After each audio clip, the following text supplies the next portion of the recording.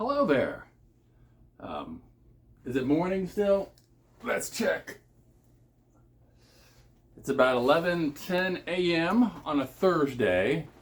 I believe this is today. Today is the 15th of August, 2024. So this is election season, so you're hearing a lot of politics on television, although most people have dropped out of watching television at all. They're watching YouTube, right? Or TikTok, Instagram, right? All the streaming social media. So how we get our information is changing still at this point. We still have television, but it is slowly going away as people figure out that it's a one-way communication, and one way is not as fun as two-way.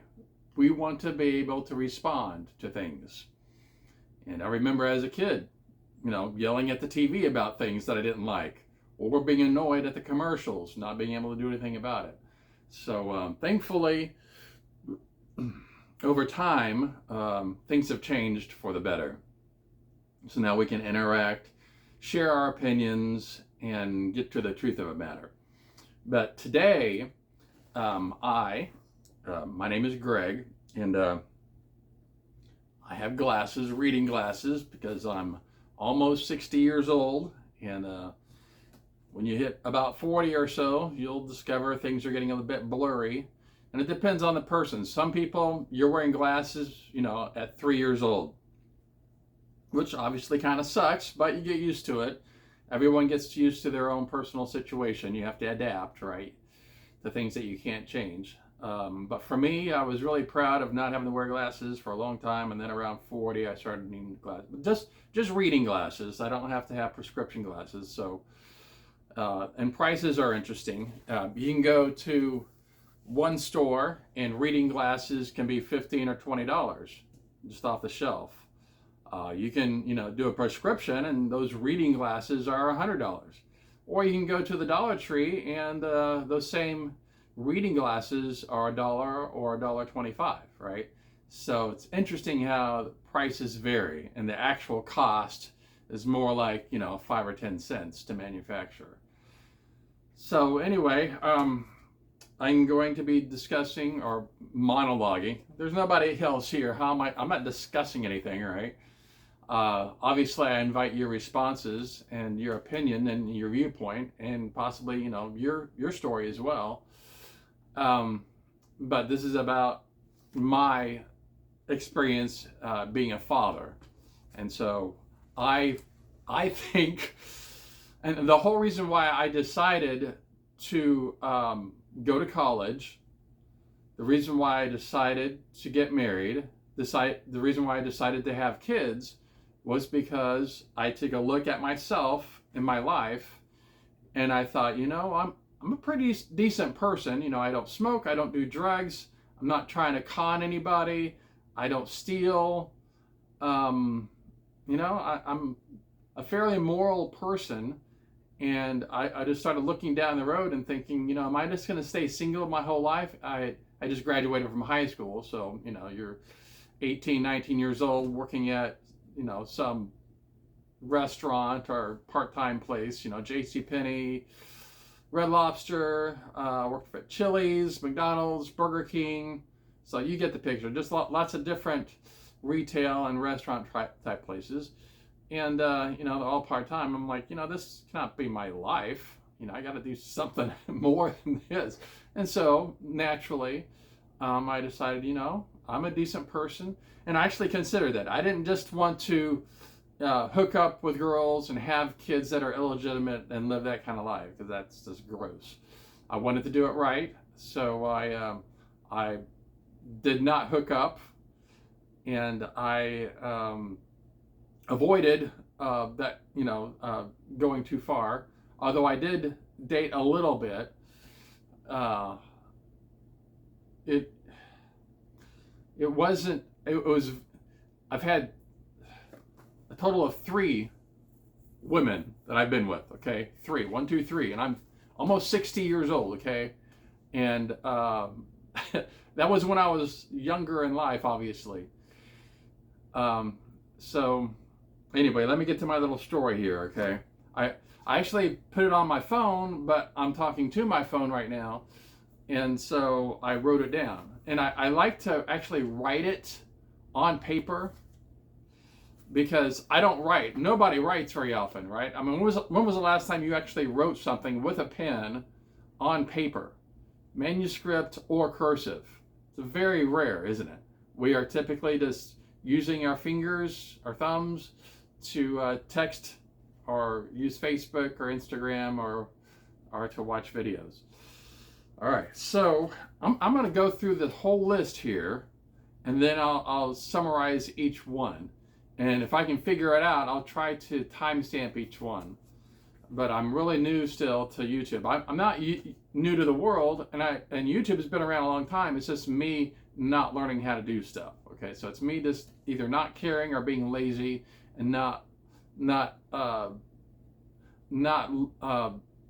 really being concerned about doing this until I decide to do it. So, once I decide I want to do something, then I have to figure out how to do it, right? Which is usually the case with most things. All right, here's my list. The Good Father, meeting the beautiful 14-year-old girl in a towel at her front door in 1985. Okay, I'll stop right there. So, obviously 1985, this was in North Dallas, Texas. I was going to a church and actually had a job with the church as a audio tape duplication labeler. So I was labeling audio tapes for the pastor, and those audio tapes would later be put into these plastic binders and would be sent to people that are buying those. It's an audio tape series. So anyway, I met this lady named Millie Corbin, Corbin. If you ever knew her or heard of her, let me know. She had two daughters, or has two daughters. And they were 17 and 14 at the time. I was 19, I believe, 19 or 20. I think I was 19 at the time. Yeah, would have been 1985. So Christine Crank. So Millie had been previously married to a man named Mr. Crank, I believe. So the daughters would have the last name of Crank. So it was Christine Crank, and then there was Teresa, and some people called her Terry Crank. And the older one, the 17-year-old, was not interested in me. But the 14-year-old was. I was 19 and she was 14. And obviously you can't do that because of the age issue. But she was beautiful and she liked me. So it was not a good situation. But I still liked them both, but I knew the situation. So one day I learned about a concert that's going to be happening in a couple of weeks. So after work, I drive to their place because Millie, the mother, gave me her address. And then I went to their address one day and knocked on their door. I think it was like a Saturday morning.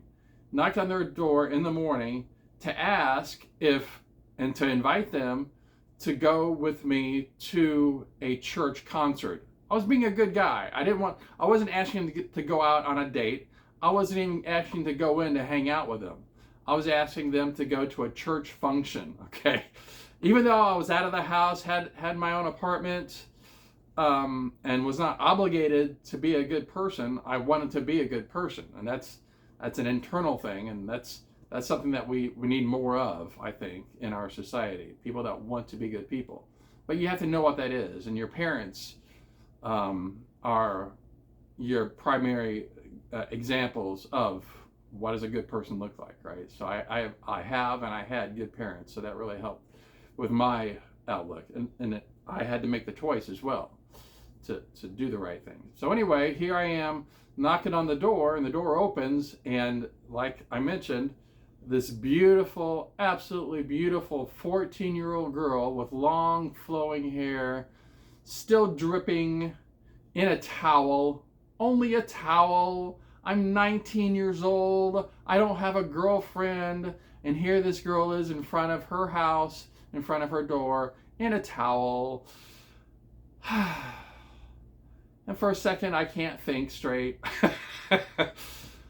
And so after I get over what I'm looking at, and I'm able to think again, I then ask her to ask, her mother if she and her sister can go with me to a Christian concert. It was, I can almost remember the name of the guy. I'll remember it later. I'll write it down. But it was at Word of Faith World Outreach Center. That was in North Dallas, Texas, Farmers Branch, Texas, to be exact. 1985. Those were the days. And so we went, and I actually before that concert, Millie, because I worked at that tape duplication department, and Millie worked there as well. She was putting the tapes in. And so she invited me to come over, like the following Saturday, I think it was, to swim in their pool. And so I went over, because I didn't have anything else to do. How are you going to say no to that, right? And so it was Saturday night, and they had an indoor, or not an indoor, but a backyard in-ground pool with lights and a slide. So it was a nice house. Somebody was actually letting Millie borrow the house because it was a church friend who kind of felt sorry for her and her daughters because she didn't make a lot of money. But they were living in a really nice house. I'm sure they paid some kind of rent, but there was a pool in the back, and so I showed up, and so there I was swimming and having fun with two teenage sisters, 14 and 17. And as I was just hanging on the side of the pool and trying to see the two other girls, it was dark, kind of hazy because of you're swimming. But then someone is underwater and swimming towards me under the water, and then comes up right next to me. So like nose to nose, this far away, and it's the 14-year-old beautiful girl, just like right there. And I'm, gasping again, like, holy crap. Beautiful girl, swimming right next to me right there. It's like a mermaid, right? And then she says, "Oh, sorry, I thought you were my sister." And she swims off. So anyway, those experiences, and then the week later, where I'm sitting next to, two beautiful girls watching a Christian guitar player, electric guitar player, singing some really cool songs. That was a dream come true for me. I mean, those memories will never go away. Those are my happy memories. You can't take that away from me. And I never got with either one of them. I never even went on a date with either one of them. But that's what motivated me to want to prepare to be an actual husband and father, because I just thought about, what would I need to do? I don't just want to hook up with people and move on. I want to actually become a boyfriend or girlfriend. I want to date. I want to get engaged. I want to get married. I want to have kids. The whole thing, right? But I wanted to do it right. There's no reason for me not to do it right. Oh, so I have a couple things in my hands here. These are for playing disc golf. So as you can see, and so I play disc golf on my spare time when it's not stupid muggy outside. And so here in Florida, Central Florida, it's 100% humidity in the mornings. It's August, and so you also have hurricanes barreling through every once in a while. But anyway, I love playing this. I used to just play Frisbee as a kid. But then I discovered this, and so we have some Frisbee golf areas, and so I have a whole bag full of these things. But these are really cool looking, the colors and stuff. I don't take these out to play with. I just hang them on my wall, and I just pet them. I love them. This is a Tesla MVP, and It goes right there. And this, probably see what that is. All right, so the Phoenix Mid-Range PDGA, that's Professional Disc Golf Association approved. So anyway, cool looking discs for those who like to play Frisbee. But I also wanted to mention the whole like and subscribe thing if you do. And if you want to see more, obviously do the subscribe thing. So moving right along here, going to church at the concert, realizing I'm not ready to be a husband or a father, and so then I decide I need to pick a college to go to, because high school education is not going to cut it. Working at little restaurants and stuff is not going to cut it, and nobody's going to hire me into an office, you know, and I don't know how to start a company. I don't know what an LLC is at that point. I'm on my own, you know, I need to pay the bills, and I have a high school education, and that's it. So I'm thinking I need to figure out how to go to college. And so I do research. I realize I need financial help to go to college. I also have to pass an entrance exam. And so I do this all myself. I mean, I'm 19 years old. I'm ready to rock. I'm loving being independent. And so I figure it all out myself. I take the entrance exam. First, you know, it's like you apply and do you get accepted or not, right? And if you're not accepted, well, you're screwed. That's too bad for you, right? But if you're accepted, you then have to take a college entrance exam. And so thankfully I was accepted, and then I took the exam and they said, you know, you're deficient on your math skills. This was an engineering university. It would be University of Texas at Arlington. And so I took algebra and algebra 2, and I even took trigonometry in high school. And I took chemistry in high school. But they said I had to actually take college algebra and college trigonometry. It's like, dang it. Okay, fine. So I started college there. I got, I didn't have any kind of, I had not been in the military, so I got no kind of military support, but I did get a Pell Grant and a GSL loan from a local bank. Like $10,000 per school year, something like that. So I got books, got an apartment in the local area, started going to classes, and so that's what I was doing. And I was avoiding women, because I knew how that took over my whole brain and my whole life, and so I did not want to hang out with women. And so I was doing well. Some classes I struggled with, because this is an engineering university. Had some family issues I had no control over. My brother got in legal trouble. My sister was gone and someplace down in the Caribbean. I didn't know what she was up to. And then my parents moved up from the Dallas area up to Indiana. So I'm like, well, my whole family's gone. What the heck am I doing, you know? And I had, I was trying to resist, and I finally did get a girlfriend at college. And before that, while I was in college, and before college even started, I did not get, either I didn't get or I lost contact information from Millie. You know, remember Millie? And I never called them or updated them on anything. I just totally lost contact with them. So a couple years later, there's a girl at the restaurant I'm working at for extra money. So I'm going to college full time, and then for part-time extra money, I'm working at Burger King, right? And so this girl at Burger King is also going to college, and so we hook up. Can't say it any other way. I couldn't take it anymore, basically. I was 21 at the time, I believe. Couldn't take it anymore. So we hooked up 6 months or so, and then we broke up. And at that point, I felt disillusioned. My family was all gone. And so I did not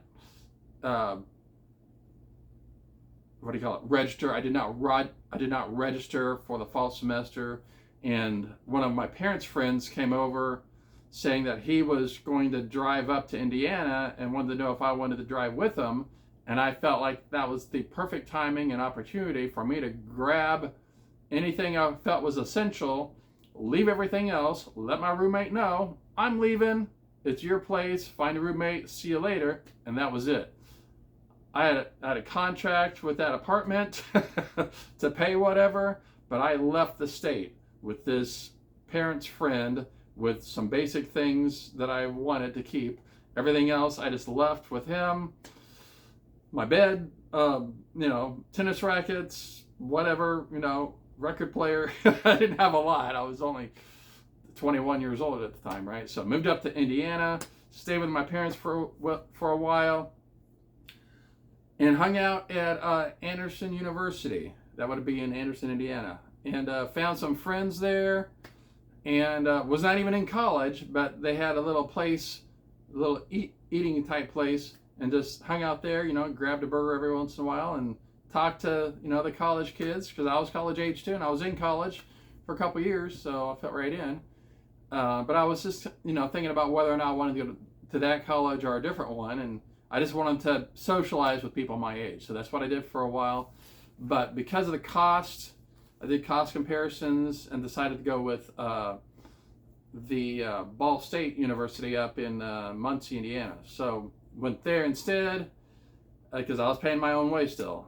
And so I started college there. My parents moved back down to Florida. I'm like, what the heck, I thought I was going to go to a college near my family. No, my family is running away from me, which is weird. I ran away from my family, when I graduated from high school, and now it felt like they were running away from me. So I decided, you know what, I'm staying here until I graduate. I'm not following my parents around. That's ridiculous. So, and could have been they were trying to get away from me. Didn't know, but I was not going to follow them. So I graduated from Ball State. I actually decided to join in the military, so I did basic and AIT in one summer. And so I stayed in the Army Reserves. That gave me more money. I actually had a friend at Anderson University who was in the Army Reserves who gave me the idea, because she said you actually get money and you get a GI Bill and stuff. It's like, well, that's, and you get the self-discipline plus the money. I'm like, you don't have to pay anything for any of that stuff. So even after I had started college at Ball State and had transferred and everything, I decided to find the local recruiting office, told him what I wanted, didn't let him push me around. I said, this is what I want. I want basic and AIT all in the same summer. And so he found the AIT that fit within that time frame, because I let him know that I needed to be back before college, fall semester started, right? So I told him what my parameters were. I knew I had control of this whole situation. I wasn't lost. I was trying to fit him into my schedule, and if he couldn't do it, well, I was out. So it was on him to find something for me. So he did. I went, did basic and AIT in one summer, went back to college, and so stayed in, and eventually graduated in my senior year. Let me see where I'm at on this. So, all right, avoiding women, transferring credits, senior year. So that's where we are. So I'm at my senior year, Elliott Hall, Ball State University, doing well, A's and B's, flying high. And then I went to this church function. It wasn't really a church function. It was a Christian college function type thing. I don't think it was even official or anything. It was just some friends who, like some girls actually, who, Christian girls know each other going to college, and they have a church that they're going to as well. But they decided to have a movie party some Saturday night, because they're good kids, they don't want to go to bars or anything. They don't want to go to clubs. They want to, stay decent people. They don't want to drink alcohol, which is great. And so I had a Christian friend who was a girl. She wasn't my girlfriend, but she was a friend who was a girl, who said, hey, you want to go over there? And I said, sure. And I actually was part of a Christian group called UCCM. What did that stand for? University Christian College Ministries, University Christian College Ministries, something like that. Might have been Calvary Chapel Ministries, University Calvary Chapel Ministries. That anyway, Randy Craning was the guy in charge of that, if you ever heard of him. He's in Colorado now. So he was in charge of that whole thing. That's where I met with other friends at Ball State University. Even though it's a completely secular university, nothing Christian about it, I sought out and found this group of Christian people and ended up at this movie party. And this girl I had never seen before, she struck my attention, and so that was it for me. We hit it off, and we compared notes on what we wanted in our futures, and we got engaged. And I let her know that I did not want to get married until after I had graduated from college. That was my priority, and she was fine with that. And so we got engaged, and then I graduated, and then the fall, got married. Oh, and soon after I graduated, I also got commissioned as an officer because they had an ROTC there, an Army ROTC there. So after that, so remember I did the basic training in EIT, so I was in the Army Reserves, did a couple more semesters, discover, like my second year there, I discovered that they have, I didn't even notice, they have an Army ROTC, so I walk in and say, hey, you know, I'm in the Army Reserves, but I'm also in college. Can I switch over to be an officer? And I said, sure, you can become part of the ROTC program, and then after you graduate, you can become an Army officer. I said, okay, cool, sign me up. So I did that.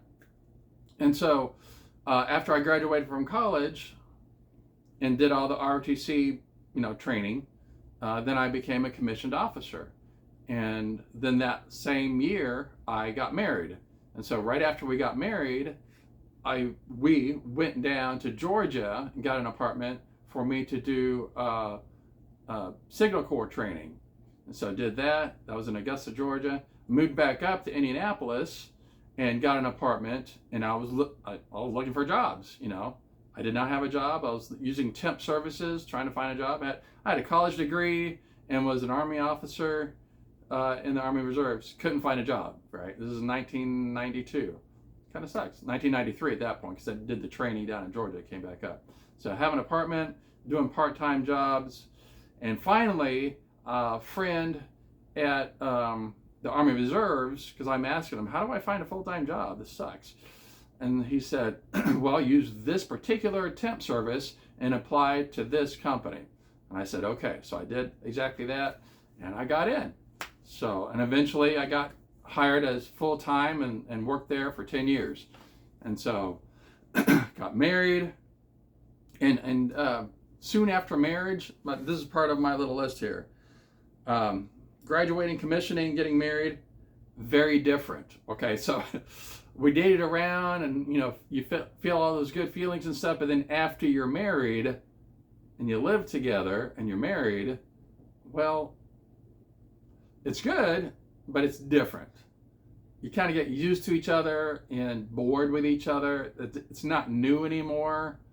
All the love bombing stops. She used to send me out, I think it was her mother doing it, she'd send me these cards, at least weekly. And these little notes with hearts all over them. Love, love, love all the time. Love bombing. Absolutely. And as soon as we get married, all that ends instantly. There's no more love bombing. It's over. Okay. She has cats. She's not feeling any kind of love for me whatsoever. She doesn't even know, she doesn't want to know my past. I want to share with her about my past. She doesn't want to know. I'm like, where's the relationship here? So things, and I should have tested her with that, letting her know my past, and maybe I did. And maybe I just decided, well, we'll stay together anyway. But whether it was before or after we got married, I stayed with her, obviously. And eventually, even though it wasn't really a deep relationship, we weren't really friends, we didn't discuss parts of our lives and share, intimate feelings so much. It was a little bit distant, really. It is hindsight, 30 years, so I don't remember specifically soon after I got married, the situation, but I do know that it wasn't great like I was hoping it would be, right? as far as relationship. And then after a couple years, I decided, well, you could divorce and risk never finding a wife. You could divorce and move down to Florida and get a teaching job and stay in the reserves and go down there and try to find a girlfriend or a wife down there, right? But I thought, I'm already married. I want to stay up here. It's more conservative up here. I'm concerned about the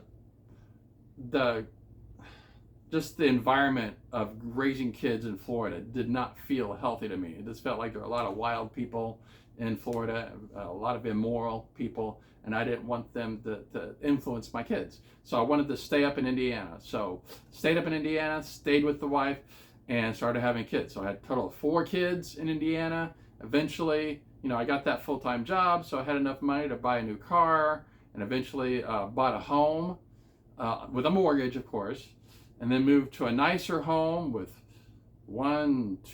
4 bedrooms and 3 bathrooms. It was all, ranch style, but it was in a nice, stable neighborhood with big trees, sidewalks everywhere, nice neighborhood, and near schools. My wife loved it. She even said, I remember this, she said, this is a place I could grow old in. And I remembered that because she's still there. I'm in Florida. She's still in that same house that I bought, back a couple decades ago. So moving along here, getting married, very different, not so great. Deciding to have kids, holding on, right? So you have kids, and the kids are awesome, they're fun, but the pooping all the time, changing diapers all the time, not so fun, right? But thankfully they grow slowly, but they grow. And I had 4 of them, so obviously it wasn't that terrible, right? So, and for my wife too, she decided to be pregnant for 9 months for each kid. So she decided it was worth it. And you definitely want to do that when you're young. So we had 4 kids, and they were lots of fun. We took lots of video and pictures and went all sorts of places, did the play dates. We went sledding. We went swimming, had swimming lessons, and then I taught my kids how to swim. And they had floaties on at first, but then I taught them how to swim across the pool and back. And so they learned how to do all that stuff. And by the time they were, 10 or 12, they were going down the big slide and jumping off the big, what is that called? You walk the plank, diving board, right? They jumped off the high diving board, and so they were good swimmers. So I was really proud of them for that. So, when they became teenagers, they started making their own, they started having their own private lives. They had friends all along, but then they started having their private lives. They did not want their parents around anymore, right? And so we had divorced when my youngest was pretty young, like I'd say 5 or 6, because my very youngest, and the reason why we divorced is because my wife refused to get a job. She did not want to get a job. Even though all 4 of my kids were in school, my youngest had started kindergarten, and so she wasn't doing anything in the house. She had no kids to take care of. She's just sitting around enjoying the soft life, right? I was doing the full-time job, kids were at school. She was enjoying the peace and quiet. She did not want to have to go get a job. She just wanted to sit back and enjoy. And I would want to as well. However, we have 4 kids and we have bills to pay, and she is a mother and a wife, and she needs to have responsibility in helping to take care of paying the bills as well. She can't just sit around and enjoy doing nothing while I do all the freaking work, right? So she refused to work, and so when I got my tax check, like in February, whenever you get your tax check, I decided, no, I'm not letting her spend my money. That's not right. So I hid it away in a briefcase, and then one day I noticed that my briefcase had been open, and money had been stolen out of it. My wife had actually broken into my suitcase, stolen money to divorce me. Yeah, she let me know that she's getting a divorce. Just, because she can. I didn't do anything wrong. I was working full time. I was a good father, good husband, doing everything I'm supposed to do. 4 kids, trying to raise them. Kids are still real young at that point. In a beautiful house, have a nice car and a van. I mean, perfect life, right? You would think. She decides she wants a divorce. Wow, right? Huge shock. So that totally changed everything, devastated me personally, and changed the kids' lives as well. I'm not sure how they felt about the whole thing. We argued every once in a while, not all the time, but every once in a while. And we had some situations where I was trying to help one of my kids, and she physically assaulted me to get me to not help one of my kids. And so that's when I knew something was definitely messed up about this. And so we actually did counseling several times, and she refused to accept any responsibility. She actually told me and the counselor and said, he has the problems, so don't try to be focusing on my problems, because he's the one that needs to be fixed. And so that was the situation I had, okay? She decided that I was the problem. So she was not willing to admit any fault of her own for anything. Eventually, our last one, I think it was a state counselor, and he recommended things for both of us. But she didn't volunteer to do any of the things. That just made her mad and that motivated her to want to divorce me. That and me not giving her my money. So both of those things together made her rebel, and so she decided to take my money and divorce so she could have the house, right? Because she had friends who told her while I was at work, she was hanging out with friends, and they told her how to divorce me, get the house and the kids, how to get rewarded for divorcing her good husband, how to divorce and get the house and the kids and not care if the kids have a father. Her friends taught her to do this, and she decided to go with it. So yeah, not good. So anyway, moving along here. So holding on as long as I could until I didn't have a choice in the matter, right? She divorced me. I didn't divorce her. And so I'm being kicked out of my own house, right? I still have my job, but I'm getting kicked out of my own house. So I have a friend who lets me live with him for a while, and then I finally find an apartment that's nearby, and so I get that apartment, the 1-bedroom apartment, and we get I have to do child support, and I have visitation rights, so I think it's every other weekend. I don't remember how it worked exactly. No, that was military. That was Army Reserve. So I think every weekend I got the kids. I don't remember exactly how that worked. It's been a little while now. It's a few years back. And actually, they decided not to come over when they were teenagers, because they had their own lives. So this was over a decade ago that this was still going on. So they come to my apartment. We played, tag football and tag frisbee and stuff at my apartments because they had a little grassy area where we could have fun and play and stuff. I got a dog. I got a puppy for my kids when they were little, and Belle was her name, Belle, and she was a beagle, beautiful dog, puppy, and then grew up into a dog. Kids loved her, but when she divorced me, she got rid of the dog. She actually named the dog, and she got rid of the family dog. That's nuts, right? Who does that? Who gets rid of the family dog? And I couldn't take the dog with me because I'm the one being kicked out, right? I'm the one having to live in an apartment, So what am I supposed to do? So frustrating. So, and I have no control over that, right? So even a good person who does everything right, goes to college, graduates, goes in the military, gets commissioned as an Army officer, gets a full-time job, buys a house, has kids, has family insurance, new car, all that, a van, the family van, does everything right, and then divorced because he doesn't give the wife all of his money. That's nuts. So, okay, where are we? Letting go. So that, obviously I have a lot of resentment in this situation, right? So I have to It's a daily battle. I have to learn to let go of all of those negative emotions. I have to look forward and I have to focus on my future. I have to focus on having fun with my kids, right? I have to, still go sledding, go swimming. I live in a different place, but I have to find, cool stuff, right? So I live in this apartment, but then I moved to this small town where there is a park with a whole kid playground. There's a pool, big area. There's a hill for in the winter. They can go down the hill. Really nice area. There's actually a river that goes through it.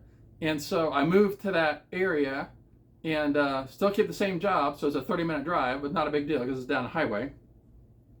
But my kids go on walks. I get another dog. And then a couple years later, I get a second dog to be friends with that dog because my kids are not there all the time, right? So I have a male and female fixed dog. They're rat terriers. So they have fun in the backyard in the summertime. And I block off the kitchen area with linoleum floor in the wintertime because they can't hang outside when it's -6 degrees, right? Or snowing. So, and I don't keep them in the garage because that's cold too, right? It's not a heated garage, it's a detached cold garage. So I kept them in the kitchen so they would stay warm and had areas for them and everything during the day, and the linoleum so they don't, poop or pee on the carpet. And I had paper spread out. I had a sliding glass door to go into the backyard, so paper back there in case they do have to go, they can go on that paper, right? So that was my new situation after the divorce with my kids. So I was there at least 10 years. I had my own house, actually owned my own house. It was a mortgage, but it was mine. And my kids just hung out there for a good while. My oldest son had some issues. And so I got actual physical custody of him. And so he lived at my house starting at age 12 or 13 or I think it was more like 14 or so because he started high school at my place. And so he did okay. He struggled with high school, but I helped him through and I gave him pointers on how to handle the situation. He actually graduated a year early. He just focused on passing his core classes. That's all you have to do, just pass them. You don't have to get A's and B's, just pass your core classes. And if you get all the requirements, you can graduate. And graduate a year early. If you don't want to go to college and you don't like being in high school, focus on your core classes and figure out how many credits you have to graduate. Focus on that, have that as your goal, make it happen. That's all you have to do, okay? If you love high school and you have friends and you're loving it, stay all 4 years, obviously, and if you want to go to college, stay in all 4 years, take all your college like AP type classes, right? So they can be used as credits towards college. So you can do that high school college credit classes, and then you can go to junior college to get even more. And then by the time you're in actual 4-year college, you'll have your first year in pretty much. So anyway, I'm not trying to offer advice here, but just describing my situation as a father, trying to be a good father to my kids at every age and in every situation, right? So letting go, staying a good dad, right? Keeping involved with my kids with swimming, church, taking them to church. We had indoor soccer at Indiana's in Indianapolis. So I took all 4 of my kids there. As soon as they were old enough, they did all the years. And so that was a good, 10 to 15 years worth of indoor soccer for all 4 of my kids. And they all loved it. And then, of course, having my dogs. Once my kids grow up and move away and everything, still have my dogs, right? And so paying child support, and eventually all my kids move away from their mother's house, and my child support ends, and I have 10 years in at my present employer, and so I put in my 2 weeks notice, and at that time the housing market was really going sky high for buying houses, and my son told me, this would be a great time, to sell your house. And so I looked at the details, like Zillow or what is it? Is it Zillow? I think it's Zillow. I noticed, wow, it's worth a lot more than what I paid. And I'm still, obviously paying on my mortgage. Great timing. So sold the house, put in my 2 weeks notice for my job, and I moved down to Florida. I did not have job prospects at all moving to Florida. And in fact, I didn't have a full-time job from at that point until now. I've not worked a full-time job. I've done part-time, substitute teaching, that sort of thing. But I have enough money in my 401k and whatever else to get me through. Also, with the sale of that house, I was able to buy this place, so I don't have a mortgage. Yeah, no mortgage. And, I made payments on my car, and so my car is paid off. So I have very few bills, right? You just have utility bills pretty much. And then your annual property tax. And I live in an HOA. So in Florida, most people have to pay an HOA, which is kind of annoying. But if you want the place to look nice, the neighborhood to look nice, it's good to have an HOA. You just have to watch the HOA members, because some of them want to be dictators, and it can become an issue. They think they make all of the laws, and it's not true. They have to submit to federal and state law, just like everybody else. Some of them forget that. They get the big head, right? Just like a lot of our bosses tend to get the big head and think they're dictators. So anyway, that's about it. So the whole idea is becoming a good father. I know these days we have Instagram and TikTok, all this internet stuff. We meet. I mean, my oldest son met his girlfriend gaming. So a lot of people meet others in chat rooms in game, online gaming, and that works. He actually met that person, and they were boyfriend girlfriend for a year or more. Then he found another girl just from an airport. He was traveling someplace, and he found a girl at an airport, and so they were together for about a year or so. But a lot of people find people online, and all this dating, you can get burned out on dating, right? You find each other online. You notice that the picture on the website does not match the person, and also people they fake it, right? They fake their face. They pretend like they're nice people on the social media site, and then they try to pretend like they're nice people during the actual date. So even if they're able to fake it all the way through, if you get you date, you decide to get engaged, you decide to get married, and then after you get married, all of the dirt comes out, right? You discover this person is a nasty, mean, horrible person, and now you're married. You can divorce. In fact, if they switch on you, like if you've been abstinent the whole time, and you decided to wait until after you get married, and then that person says, let's not do anything at all that night, your marriage night, and they say, oh, let's not do that. I really am not in the mood, right? The following day, you can have that marriage annulled if you want to, because you haven't been with that person yet at all. You can just have it annulled. You don't have to go through anything. You don't have to file for divorce even. You can just have it annulled because nothing's happened between you two. And she reneged on the agreement, really, at that point.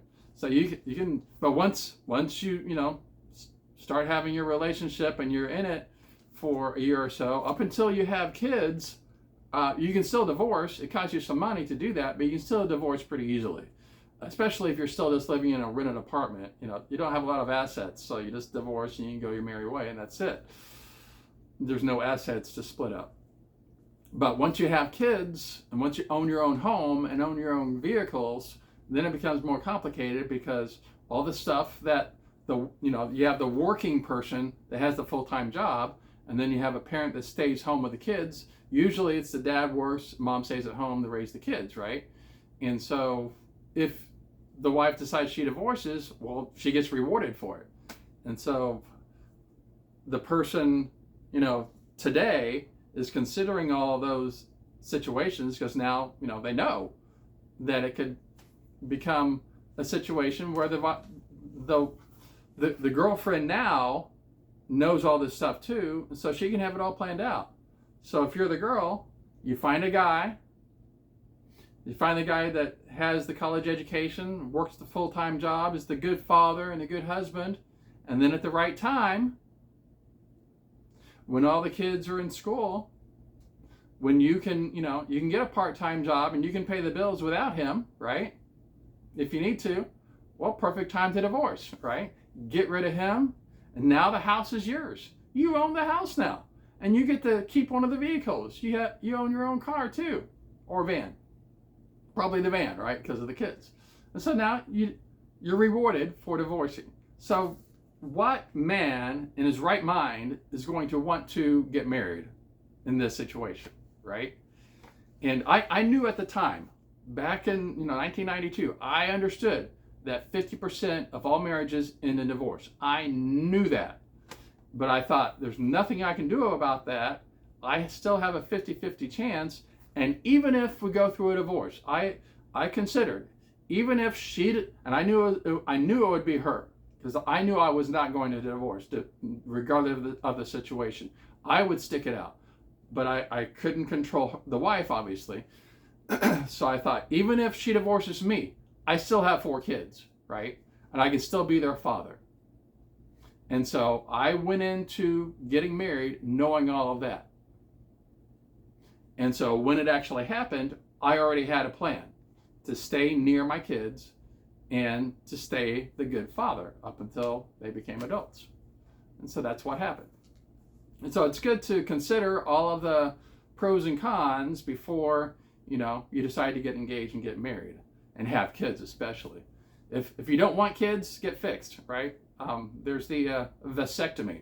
If you've never heard of it, it's a simple procedure, costs maybe a couple $100. You can get fixed. It's much easier for the guy than for the girl. So if you're a guy, you don't want to get married, you don't want kids, you want to be a player, get fixed to guarantee that you won't have kids. Because once you have kids, that the mother can do a paternity test using DNA, and she can go to the court and she can force you to pay child support for the next 20 years for that kid. As long as that kid stays with his mother, I think at least until 18. There might be a situation where you can be free from child support, because when they're 18, they're not a kid anymore, right? They're 18. So yeah, you have to play in your life. You can't just go around doing crazy stuff and deal with stuff as it happens. You have to make sure you plan on your life. So if you want to be a player, get fixed. Obviously, wear protection and stuff. It'd be good not to form emotional relationships, because those will get shredded. And if you want an emotional attached type of a relationship, then you need to find a person that you can really talk to closely with and get through good times and hard times. Like, be with them and understand who they are before you decide to get engaged and get married to that person. Because if you're not good friends and you don't understand each other, after you get married, it's going to hit the fan really hard and you're going to regret it. So, okay, that's all I have. Hoped it helped. This was how to be a good father if you want to be a good father. And obviously all of the situational awareness here in America in 2024. All right. Talk to you later.